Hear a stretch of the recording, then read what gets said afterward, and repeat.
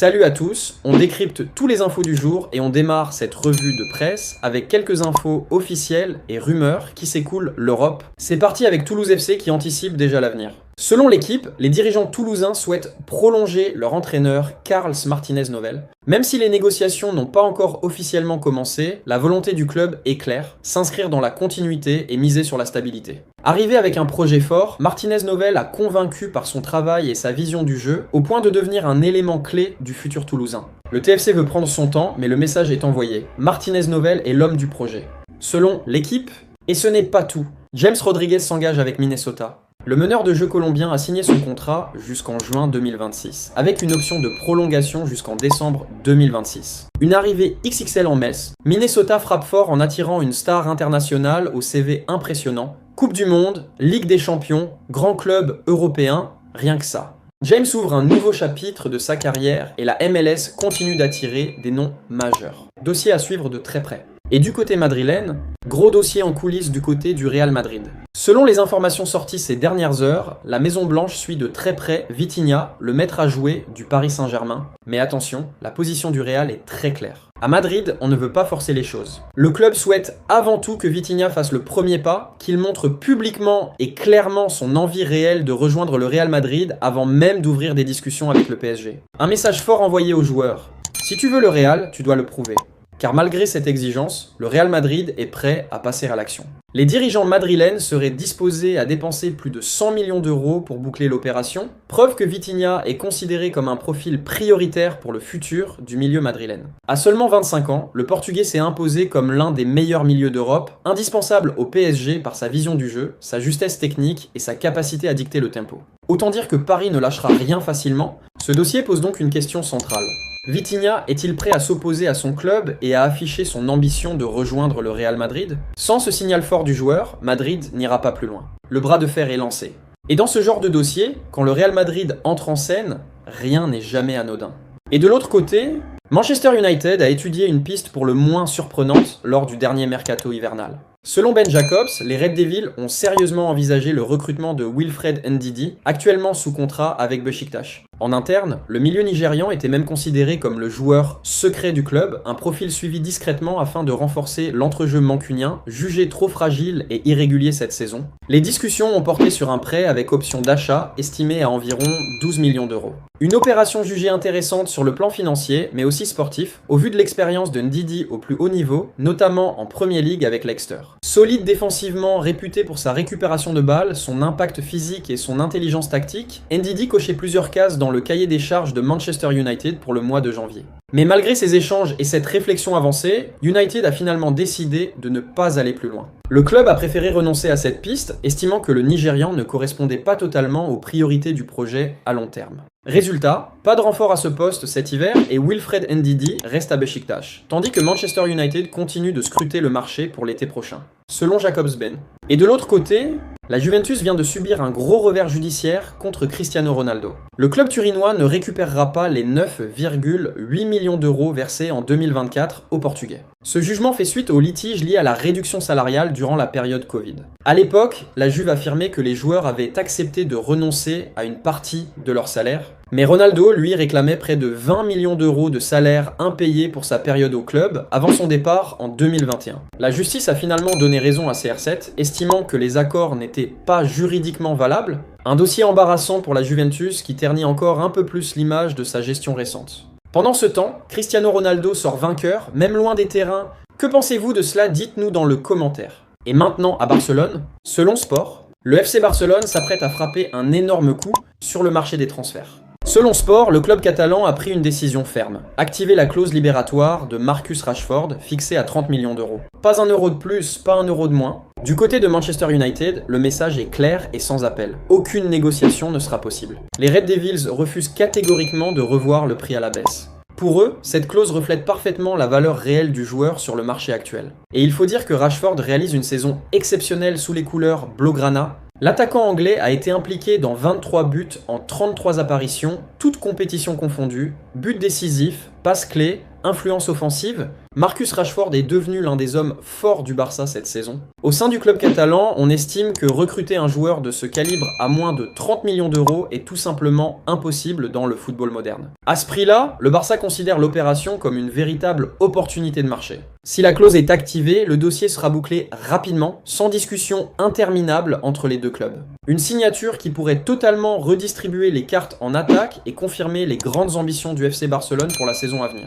Et maintenant, en Angleterre, Manchester United veut frapper fort. Alors que Marcus Rashford semble sur le point de rejoindre définitivement le FC Barcelone, Manchester United se met déjà en quête de son successeur. Et le nom qui circule en tête de liste est Yann Diomand, l'attaquant du RB Leipzig. Le club anglais serait prêt à dépenser jusqu'à 100 millions d'euros pour s'attacher les services de ce jeune talent offensif. Cette saison, Diomand affiche déjà des stats impressionnantes, 8 buts et 6 passes décisives en seulement 21 matchs. Un rendement qui confirme son statut comme l'un des attaquants les plus prometteurs d'Europe. Manchester United espère ainsi compenser le départ de Rashford avec un joueur capable d'apporter vitesse, puissance et efficacité devant le but. Les négociations pourraient s'accélérer dans les prochaines semaines et les Red Devils semblent prêts à casser leur tirelire pour s'assurer ce transfert. Restez connectés car si ce dossier se concrétise, ce serait un coup énorme pour le mercato d'été de Manchester United. Que pensez-vous de cela? Dites-nous dans le commentaire. Et maintenant à Arsenal, Arsenal a frappé un grand coup en coulisses lors des dernières heures du mercato hivernal. Selon Bild, les Gunners ont tenté de recruter Leon Goretzka le jour même de la clôture du marché des transferts.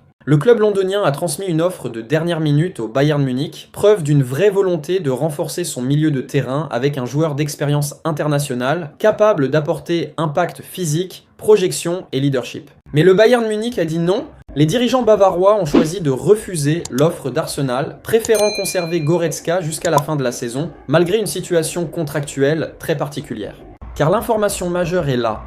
Leon Goretzka sera libre de tout contrat cet été. Un départ gratuit est donc totalement possible et Arsenal pourrait revenir à la charge dans quelques mois sans avoir à payer la moindre indemnité. Du côté d'Arsenal, ce dossier montre une chose claire. Mikel Arteta cherche à muscler son entrejeu pour franchir un cap, notamment en Ligue des Champions. Goretzka coche toutes les cases, expérience du très haut niveau, mental de compétiteur et connaissance des grands rendez-vous européens. Reste désormais à savoir si le Bayern tentera une prolongation de dernière minute ou s'il laissera filer l'un de ses cadres sans indemnité. Une chose est sûre, le feuilleton Goretzka ne fait que commencer. Selon Bild, et voici le dossier qui fait parler, c'est une onde de choc qui traverse tout le football marocain. Abattu après la défaite en finale de la CAN face au Sénégal, Walid Regragui a proposé sa démission de son poste de sélectionneur. Une décision lourde, chargée d'émotions, qui montre à quel point l'homme est touché par cet échec. Mais l'histoire ne s'arrête pas là. Car selon JFM, la FRMF n'a pas accepté cette démission. La Fédération marocaine de football souhaite maintenir Regragui en poste, convaincu qu'il reste l'homme de la situation, malgré la douleur et la déception. Et le timing est crucial. La Coupe du Monde débute dans seulement 4 mois. Changer de sélectionneur maintenant serait un énorme risque pour le Maroc, demi-finaliste historique du dernier mondial. Walid Regragui, symbole de fierté nationale, est aujourd'hui à un tournant décisif de sa carrière. Entre remise en question personnelle et soutien institutionnel, le destin des Lions de l'Atlas est suspendu à une décision. Et maintenant en Italie, Weston McKennie au cœur des rumeurs. L'Inter Milan serait chaud sur Weston McKennie. Le milieu américain, qui sera libre de tout contrat cet été, attire l'attention de plusieurs clubs européens. Selon nos sources, les Nerazzurri ont déjà pris des renseignements pour un transfert gratuit, histoire de préparer le terrain avant la grande bataille estivale. Mais l'Inter n'est pas seul. Plusieurs clubs suivent de près la situation de McKennie, prêt à sauter sur l'opportunité de récupérer un joueur expérimenté, capable de dynamiter le milieu d'un club de Ligue des Champions. Du côté de la Juventus, les discussions continuent pour prolonger le contrat de leurs joueurs. Les Bianconeri ne veulent pas se retrouver les mains vides et pourraient tenter un dernier gros coup pour convaincre McKennie de rester. Le suspense est total, restera-t-il à Turin ou partira-t-il vers de nouvelles aventures en Italie ou ailleurs? Ce dossier pourrait bien devenir l'un des feuilletons les plus suivis du mercato estival, et une chose est sûre.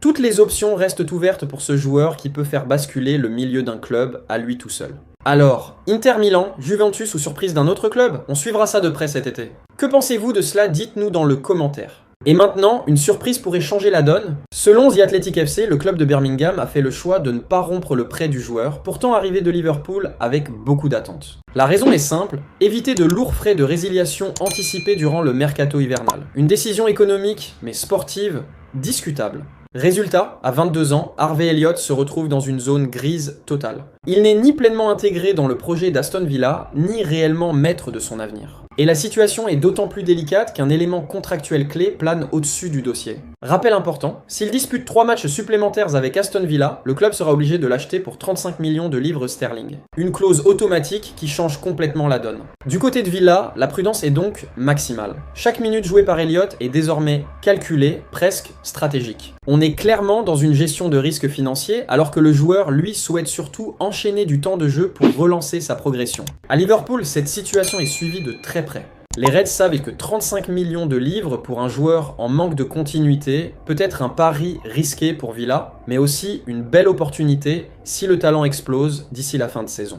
Une chose est sûre, les prochaines semaines seront décisives. Elliott joue peut-être son avenir à chaque apparition ou à chaque absence. Dis-moi en commentaire, Aston Villa doit-il prendre le risque et l'acheter ? Et surtout, abonne-toi pour ne rien rater de l'actu mercato chaude. Et de l'autre côté, gros dossier mercato du côté de Madrid. Selon Defensa Central, Sandro Tonali se serait proposé au Real Madrid en vue du mercato estival. Le milieu italien de Newcastle, ancien joueur de l'AC Milan, chercherait un nouveau défi au très haut niveau après une période compliquée en Angleterre. Mais du côté de la Maison Blanche, la réponse est claire. Le Real Madrid n'est pas intéressé pour le moment. Le club estime être déjà bien armé au milieu de terrain, avec des profils comme Bellingham, Valverde, Camavinga ou encore Tchouaméni. Malgré l'expérience et la qualité de Tonali, Madrid privilégie des profils plus jeunes ou déjà ciblés de longue date et ne compte pas bouger sur ce dossier cet été. Sauf énorme retournement de situation. Affaire à suivre, mais pour l'instant, Tonali au Real, c'est non. Et d'autre côté, Chelsea et Newcastle United seraient sur les rangs pour Dusan Vlahovic, l'attaquant serbe de la Juventus. Les deux clubs auraient contacté ses représentants pour évaluer un transfert gratuit à la fin de son contrat en juin. Cette saison, Vlahovic affiche 6 buts en 17 matchs et malgré des performances irrégulières, son potentiel reste énorme. La Juventus pourrait donc le voir partir libre, ce qui attire forcément l'attention de plusieurs clubs européens. Reste à savoir si Chelsea ou Newcastle passera à l'action pour sécuriser ce profil offensif très convoité avant la fin de saison. Que pensez-vous de cela? Dites-nous dans le commentaire. Et c'est tout pour aujourd'hui, n'oubliez pas de vous abonner et d'activer la cloche de notification pour ne rien rater de nos prochaines vidéos. Bye bye bye.